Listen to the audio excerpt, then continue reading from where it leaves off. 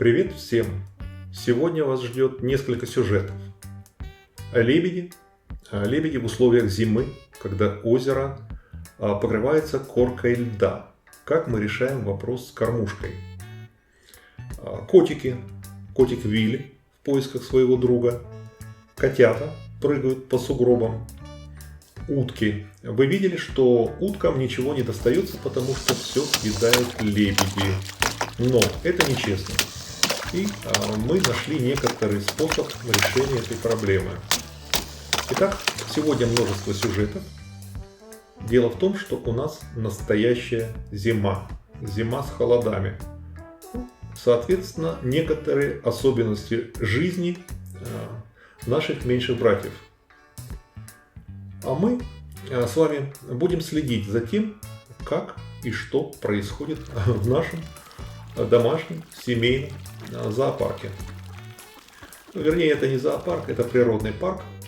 Все на свободе. Некоторые, как Арчик, с ограничениями свободы. Но, тем не менее, это природа. Итак, что такое зима? В январе бывают 2-3 недели, когда холодно. А в Австрии, в Каринтии холодно, это значит минус 10. Вот как сейчас. Или в некоторые годы случалось до минус 15. При этом днем тоже минусовая температура, минус 2-3. И вот неделя, 10 дней, 2 недели могут стоять такие минусовые температуры. А при этом, если нет ветра, то есть большой риск, что озеро замерзнет. Вот смотрите, я пришел с ведерком. В ведерке там корм, готовая мешанина для лебедей. А кормушка вмерзла в лед. Соответственно, лебеди сюда подобраться никак не смогут. И надо как-то подготовить им фарватер. Вот смотрите, граница льда. Там, где есть некоторое волнение, вот, ближе к середине озера, там вода свободна. Ближе к берегу корка льда. Вот у нас подплыла, это голубка. Мать семейства, ее зовут Голубка. Вот, подплыла и говорит, а как, собственно? А кормушку туда перенести не получится, потому что там они не смогут доставать со дна, там слишком глубоко. Ну, есть такие особенности, не буду сейчас вдаваться. Короче, мне надо расчистить фарватер. Обратите внимание, я буду снимать в одной руке камеру, iPhone, а другой рукой я стучу. Поэтому некоторые, так сказать, дергания, вообще претензии к качеству съемки не принимаются ввиду экстремальных условий. Вот эта палка, это когда-то было весло для сабботинга, потом сломалось, но я ее приспособил для вот таких операций. Я им просто пробиваю сейчас лед. Лед достаточно тонкий, можно, ударяя его, разбить. Вот обратите внимание, между палкой и клювом какое расстояние. Понимаете? Человек с палкой в руке стучит, и лебедь не боится. Это не то, что лебедь не боится любого человека с палкой в руке. Нет. Конкретно меня. То есть у нас с ними доверительность отношений выросла уже до такой степени. Они нам детишек приводили уже 2 раза. Они к дому нам заходили, но такого, чтобы я с палкой в руке, я сам не ожидал, что так будет. Не то, чтобы они страшно голодные, нет, пока вода не замерзла. Они голодные, но не сильно. Тем не менее, я могу с палкой в руке, и они меня уже не боятся. Ну вот все, я им пробил, сейчас надо расширить. Беру метелку, тут так вот стучу, мне надо расширить достаточно, бассейн сделать, чтобы они могли стать вокруг кормушки и чтобы всем хватило места. Соответственно, вот расширяю фарватер, занимает некоторое время. Ну и все, сейчас осталось только насыпать. Ну, это я вот зачерпнул, опять же, в руке камеры не очень удобно, немножко зачерпнул. Потом я положу им, конечно, полностью, вот эта кормушка будет с горкой. Вот. Это смесь там гранулы, потом такое смесь кукурузы и злаковых перетертая. Вот. Я добавляю немножко теплой воды, чтобы это все превратилось в консистенцию, как у мокрого песка. К тому же они едят, смотрите, в воде, то есть они все это вот в воду опускают клюв. Все правильно делается. А вот это, обратите внимание, это для уток. То есть я высыпал часть вот этой смеси для уток. Про это будет отдельный сюжет в рамках ролика. Посмотрите обязательно. Вообще смотрите до конца. Я анонсировал в начале 4 разных сюжета. Вот все 4 один за другим будут. Ну вот все, вот эта компания более-менее наелась. Я просто пошел по пирсу в эту сторону. Они за мной на всякий случай. Может, я еще что-нибудь вкусненькое дам. Вот. Но они вполне довольны. Вот эти две смеси, вот гранулы и кукуруза со злаками, им вполне нравится, то есть они довольны. Ну, у нас закуплено несколько мешков, вот, и на всю зиму, я надеюсь, хватит. А теперь мы с вами перейдем к следующему сюжету. Как же поживают в условиях зимы и морозов наши котята? Ну, вот смотрите, это у нас Арчик с Анфисой, они гуляют по сугробам. Конечно, это не лето. Я вам покажу пару фрагментов летних, как они весело там бегали по участку. А сейчас ничего такого, конечно, нет. Немножко снежная сверху корка такая образовалась, ледяная корка. И они уже более-менее могут ходить по сугробам. Смотрите, как это было летом. Вот так. Вот так летом было. Или вот так. Вот. Летом, конечно, была беготня, веселье. Сейчас каждый шаг надо вот четко продумывать. Вот. Это у нас Арчик. С Арчиком он вчера сбежал. Несмотря на то, что у него вот GPS-трекер есть, все, но трекер-то одевает перед выходом на улицу, а он взял.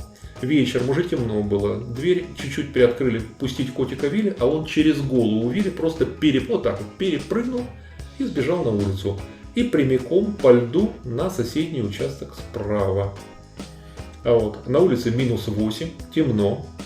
Что у него в голове? Вот котик Вилли, он пойдет погулять по соседним участкам. Мы понимаем, что он, да, вот он развернется, вернется домой, он все знает.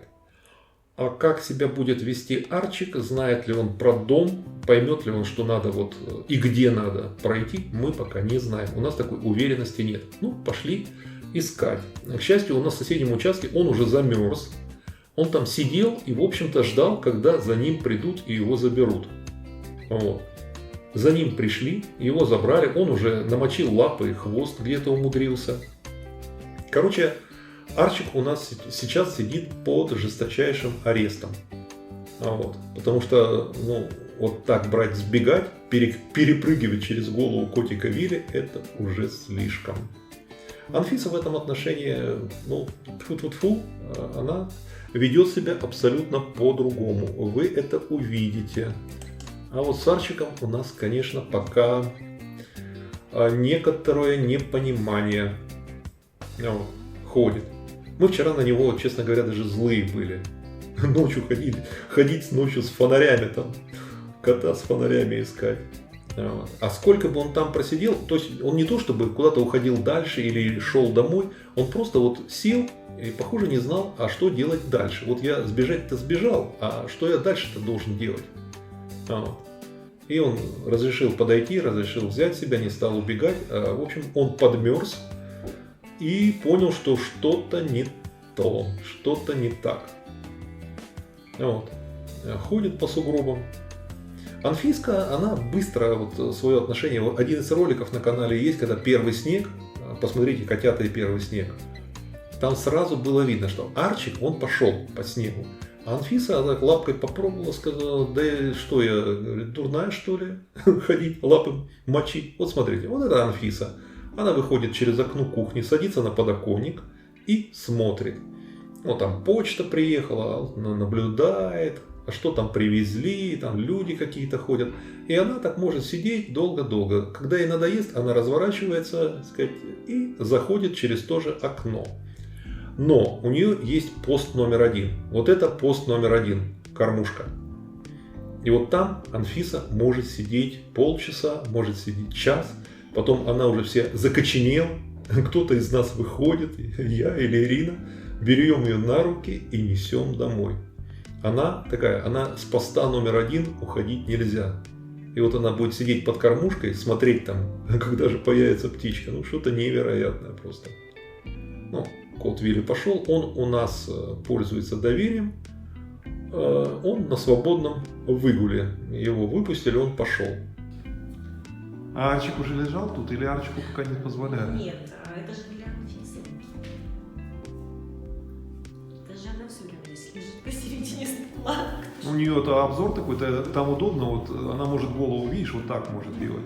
Да, может, по-всякому. Ну теперь, не видишь, то она там мучилась с этими шариками блестящими, а сейчас у нее, видишь, как все мягенько. Итак, к следующему сюжету. Куда же пошел кот Вилли? Котику вот эта зима, холода, на котика наложили множество ограничений. Ну, во-первых, понятно, что ни о каких мышах речи нет. Охота на мышу занимала в Вилечкином графике добрый полдня. Он когда не спал, тогда охотился. Сейчас понятно, что никаких мышей нет. Гулять, спать на крыше, ходить на крышу гаража, тоже холодно, холодновато там сидеть. Вот он заберется, посидит немного.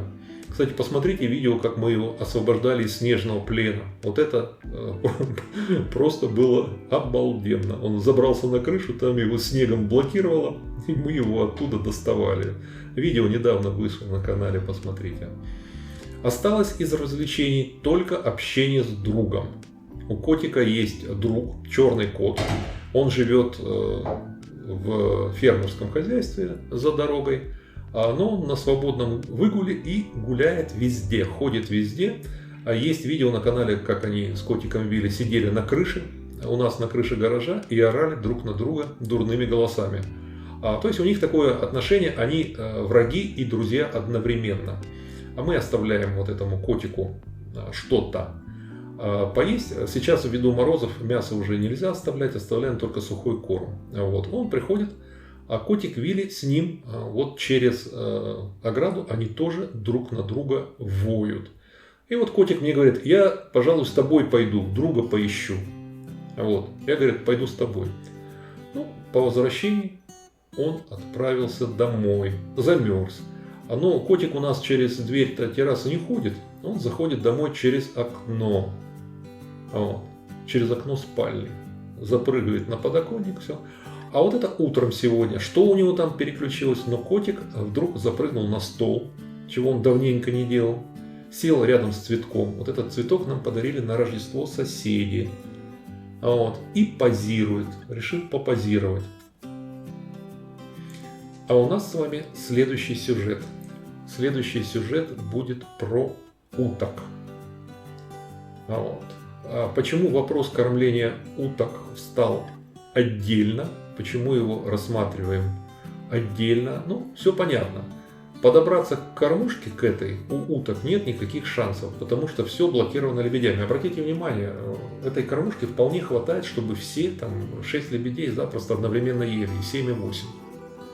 А утки там, на дальних подступах. Я пытался, мы с Ириной пытались сыпать им на ступеньки.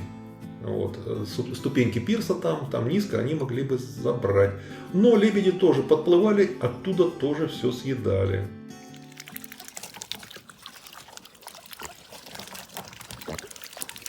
Вот. Мы заметили, что они ходят по тростнику, тут по льду, а лебеди туда не заходят. Соответственно, если насыпать им туда, вот так, сыпать им туда, они смогут заходить и есть. При этом лебеди им мешать не будут. Вот смотрите, получилось. Иногда там собирается вот такая толпа, вот будет, вы увидите месиво такое утинок. Вот я близко подошел, они испугались, а я сейчас отойду назад. Мне бы хотелось посчитать, сколько уток приходится на квадратный метр. То есть они прекрасно со льда собирают вот этот корм, им нравится. Мы сейчас специально для уток заказали сухой корм плавающий. Есть такой сухой корм, который лебеди почему-то неохотно едят или вообще не едят, а утки едят нормально. И вот мы этого корма заказали, на следующей неделе, вторник, среда, его доставят. И мы с утками тогда разберемся таким образом. Просто они будут есть свой корм, а лебеди свой корм. А пока, вот смотрите, сколько их там. Вот я думаю, штук 20 есть. Кому не лень, сделайте стоп-кадров, посчитайте, сколько уток пришлось на вот этот пятачок.